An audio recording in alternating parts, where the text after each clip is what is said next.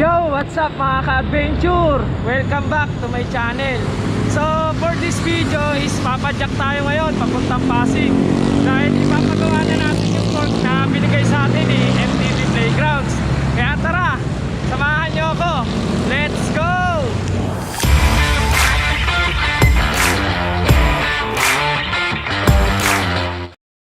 So, yun nga mga ka-adventure, sa video na to is magpapagawa tayo ng pork.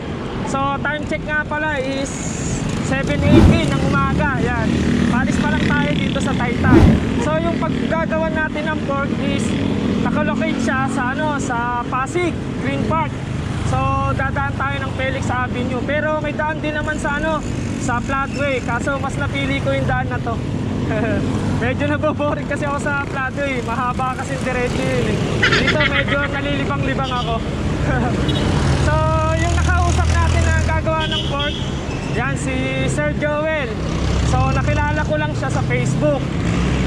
Although marami namang gumagawa rito sa Taytay, Cainta, kaso wala silang cartridge dumper. So si Kuya Joel lang yung nakausap ko na meron siyang available na cartridge dumper para gumana na yung lockout ng pork na ipagagawa natin. Sana naman magawa.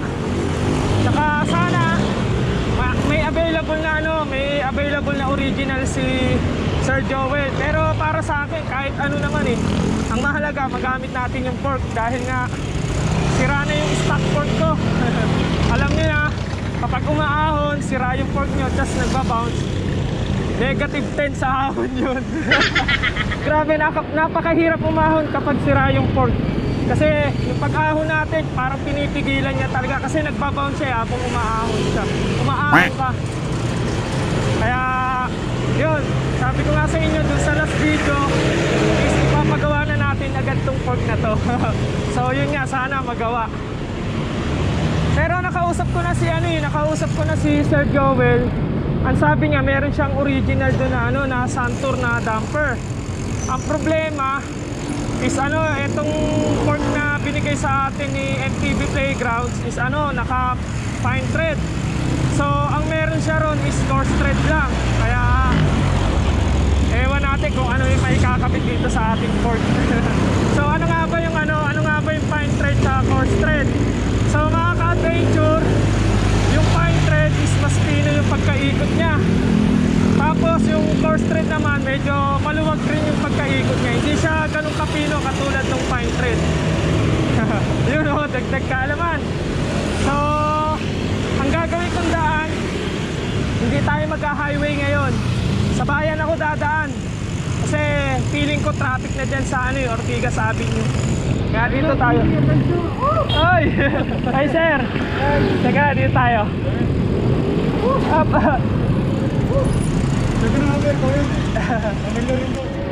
So yan mga ka-adventure, meron tayong nakitang ka-adventure dito, tumawag sa atin. Ito si Sir, ano pangalan mo sir? Rod, ayun. So galing daw siya sa Kapihingahan, taga Cainta. Siya saan ka sa Cainta? Sa Anak Pawis. Shoutout ka naman. Shoutout sa asawa ko, nag-aantay. Hiling ng french fries. Uwi na ako. Sige, thank you sir Okay, salamat. Sige, tayo. Sige.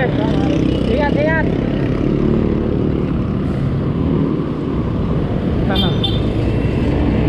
So yun mga ka-adventure, may nakasabay nga tayo si sir. So taga Cainta siya. Bibili muna siya rito sa Jollibee. Pasalubong niyo sa misis niya. Yun ang technique mga ka-adventure. Pag pinayagan kayo ng misis niyo, bilhin niyo pasalubong para sa susunod payagan kayo ulit. Legit daw yun, legit. So dito tayo papasok. Tapos tutumbukin natin yung Felix Avenue. Ito yung sa kanan, ito yung highway. So yan mga ka-adventure, andito na tayo sa junction. So pag kumaliwa kayo rito, papuntang Ortigas Avenue. So pag kumanang kayo, Ortigas extension niya, papuntang Antipolo, Tikling. So diretso tayo, dyan tayo sa Felix Avenue. So junction.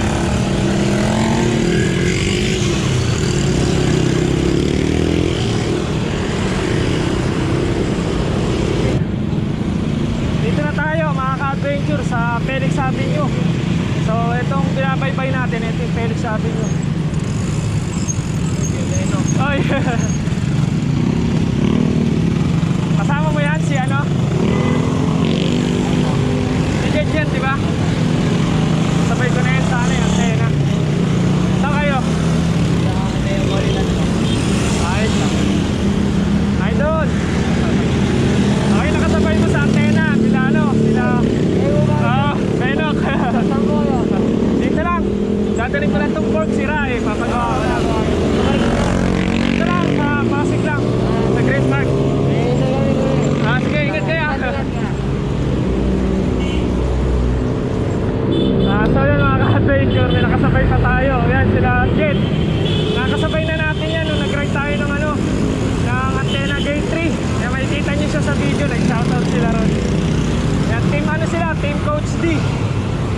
silang Neapolitan. Siguro may training sila. Madalas doon sila ata nagte-training eh. Nga pala mga ka-adventure, yung pupuntahan natin is subdivision. So ang pangalan ng subdivision is Green Park Village. So medyo familiar naman ako sa subdivision na yon kasi madalas tayong dumadaan dito sa Felix Avenue.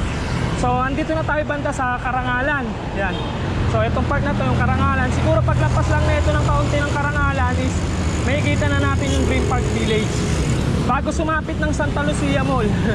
So sa mga gagaya ng ride na to, kung magpapagawa kayo ng port, baybayin nyo lang itong Felix Avenue. Tapos nasa left side yung Green Park Village, doon tayo papasok. Tapos ang street na tutumbukin natin based to kay Sir Joel is Hawaii Street.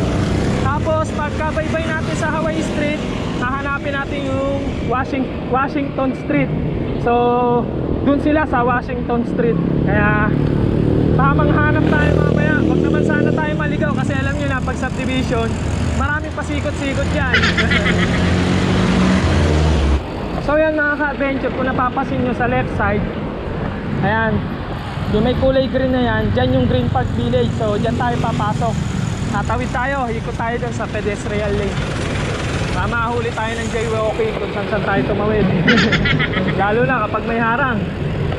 Mas maganda na rito tayo tumawid. So itong kanan, alam ko Green Park Village din to. Ayan o. Yung kanan, Cainta Green Park Village. So itong kaliwa, Pasig. Dito tayo sa Pasig. Tawid tayo. Yeah. Tawid lang po.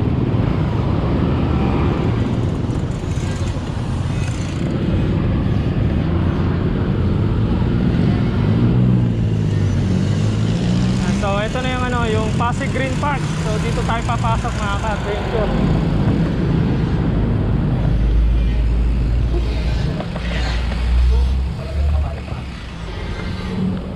So yun, di naman tayo hinarang ng guard, dire-diretso lang. Ang ingay ng ang ingay ng Google Map ko. So turn left daw, tapos turn right.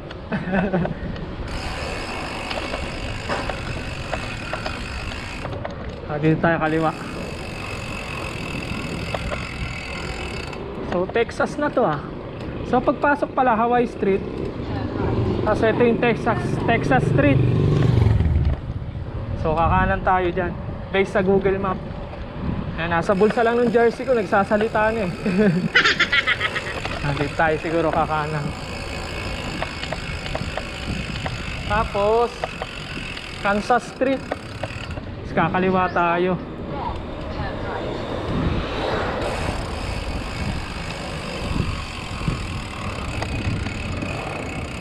So andito na tayo sa New York. Ganun-ganun lang. Nakakarating tayo kung saan bansa. Di ba? So tapos mga ka-adventure, kakanan tayo dito. So anong street to? Capitown o Cape Town.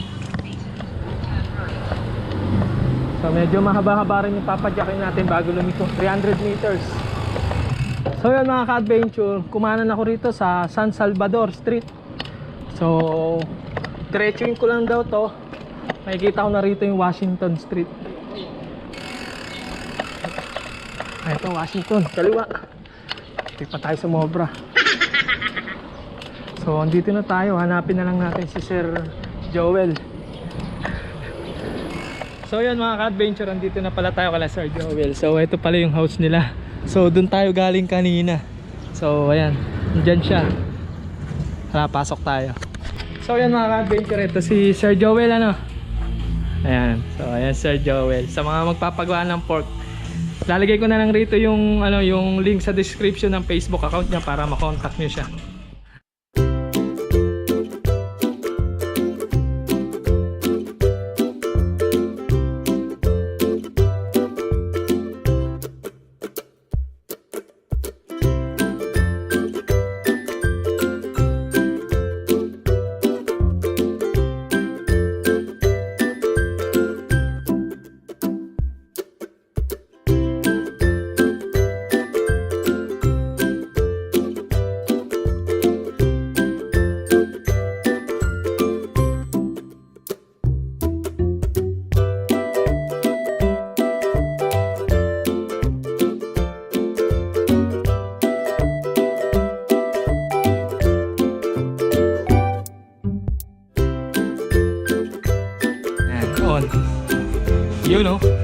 Grabe.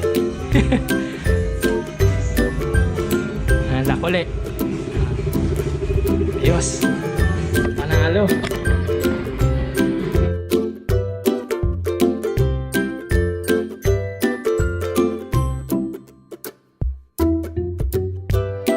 Adventure, tapos na natin ikabit yung fork, tsaka naayos na ni Sir Ruel. So ayan o, bagay naman pala yung puti. So bro, bro Daniel, ayan o, nabit na yung fork mo. Ayan, maraming salamat. Salamat ulit. Bagay naman sa sa bike ko. Siguro kahit hindi ko na to ipa-repaint, ayan o, bagay naman o. Yeah boy. Ganda. So yun mga ka-adventure, okay na yung fork natin. Yan, naayos na ni Sir Joel. Yan, maraming salamat sir. Tingnan nyo naman yung lockout oh. Manual na yan oh. Tunog mayaman na rin. Grabe, gumaan yung bike ko oh. Saglit niya lang ginawa. So kahit anong brand ginagawa niya, basta basta hindi bakal yung ganto. Yan, kahit air, kahit coil, gumagawa siya. Yan. Yan sir, kahit packs no. Thank you. Ayan. Ayan yung ayan, nakalagay oh. Bike shop. Di ko nabasa kanina yan ah. Ayos. 191 Washington no? Okay, thank you. So yun mga ka-adventure, time check, alas 10. Yan, so okay naman si Sir Joel, napakabait, sobra. So yun nga, sabi niya, ikabit na namin, wala rin naman bayad yun. Dahil nga nagpagawa naman siya sa atin ng fork, tsaka may tools naman siya ron. Tsaka yun nga, yung kabitan ng bike repair. So ngayon, dito tayo dadaan sa sa tag nito, papuntang Floodway. So doon tayo lalabas sa Floodway. Sabi niya, tumbukin ko lang daw yung Sullivan Street. So sana naman hindi tayo maligaw. So itong pauwi natin is para to doon sa mga taga Pasig. Yan, na mga gagaling ng Pasig. Para sakaling pupunta kayo kay Sir, papagawa kayo ng fork, dito na kayo dadaan sa may bandang Floodway. So ang page nga pala ni Sir Joel is Bike to Works Service and Repair. So lalagay ko na lang yung page niya dito sa screen, tapos yung Facebook page niya tsaka Facebook niya is lalagay natin yung link sa description para madali nyo na siyang makontak. So ito na, sabi niya may hams daw eh. So nakalimutan ko kung ilang hams. Maganda naman yung mga street dito. Oh, Moscow pa to. Diretso pa tayo. Grabe, nanibago ako sa fork, sobrang gaan. Ganda ng fork natin mga ka-adventure oh. Kaya maraming salamat talaga doon kay MTV Playgrounds. Sana matawag dito, sana mabigyan tayo ng puwersa. Sabi niya plus 10 daw sa ahon. Grabe, naninibago sa bike ko, ang gaan oh. Ayan, ganda na ng play oh. So yung kinabit sa aking cartridge damper is hindi naman nagkakalayo dun sa tinanggal dito, pareho nga lang daw, sabi ni Sir eh. Kasi napalitan na rin to ni Bro Daniel, yan nga, ni MTV Playgrounds. So ito, Sullivan, kanan na tayo dito. So yun, pag galing sa kanila, ito na yung street na tutumbukin natin, yung Sullivan. So palabas na raw to, papuntang Floodway. Oh, sana hindi tayo maligaw, dire-diretso lang daw to eh. Yung masarap din kakwentuhan si Sir Joel, kasi nga ini-entertain din tayo habang gumagawa siya. Tsaka pinapakita naman niya kung ano yung mga kinakabit, kung paano ikakabit. Yan, nakakwentuhan ko siya. Minsan nga ituturo po sa inyo kung paano gawin eh.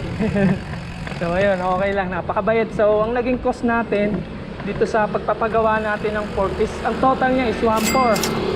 Yeah, 1.4 pesos lang. O diba, 1.4 pesos lang may fork na tayo dahil nga may nag-donate sa atin at may nagpamana.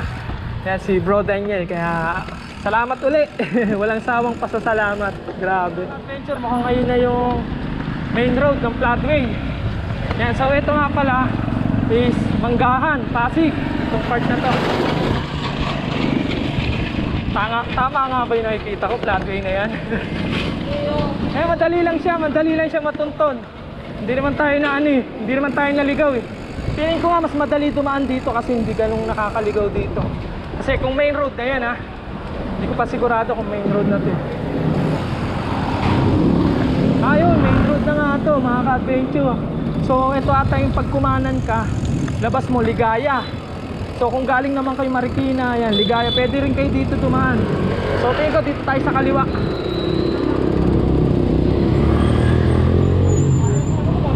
So ito pala yung ano, ito pala yung papuntang Eastwood. Yan, so ayun, may arko naman nakalagay, oh, Pasig Green Park Village.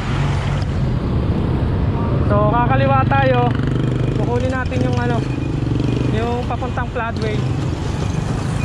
So ayan, nakaka-adventure. Kumaliwa na tayo, dire-diretso lang to. Kasi pag kumanan nga tayo, ang labas ng Marcos Highway. Dun sa ano, sa Ligaya. Yan, Ligaya labas nito pag kumanan. O, dire-diretso lang tayo. So bago dumating ng tulay, kakaliwa na tayo dun. Tapos dire-diretso na, yun na yung floodway. So dito na tayo kakaliwa. Pag dumiretso kayo dyan, mga ka-adventure, ang labas nyan, ano, Rosario, Pasig. Yan, sa mga manggagaling ng Pasig, pwede kayo dyan dumaan. Papunta ron kala Sir Joel. So dito na tayo, dire-diretso na to hanggang makauwi. So yan mga ka-adventure, habang binabaybay natin tong floodway pa uwi, magsa-shoutout muna ako. Shoutout nga pala sa Maya Bikers Club na sina Noel, Bob, Patrick, Ed, Joey Boy, at sa mag-asawang si Marvin at Jacqueline Pagaduan. Yan, shoutout po sa inyo. Shoutout din kay Mark Ramos, Team Papa Jacks, BOR, Brothers on Road, Boots Caster TV, Amer MTV, Jandy and Seaboy, Coricong TV, KBC Family ng Barangay Santa Ana, San Mateo, Rizal. Shoutout na rin kay Kuya Obet Besco. At syempre, shoutout nga pala dun kay MTV Playground sa nagbigay ng ating port na Epicon Sun Tour. So maraming salamat talaga sa iyo, bro. Malaking tulong to para sa akin. At shoutout na rin dun sa naggawa ng port natin na si Sir Joel. Yan, maraming salamat po, Sir Joel. Sulit ang paggawa. So sa mga gusto magpa-shoutout dyan, comment below na lang. Isa-shoutout natin yan next video. Maraming salamat mga ka-adventure.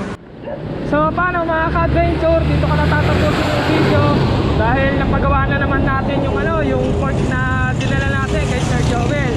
So maraming salamat nga pala sa mga nanood dyan, sa mga patuloy na sumusuporta sa akin dyan. Maraming salamat po sa inyo. Kung di ka pa nakaka-subscribe, please subscribe to my channel.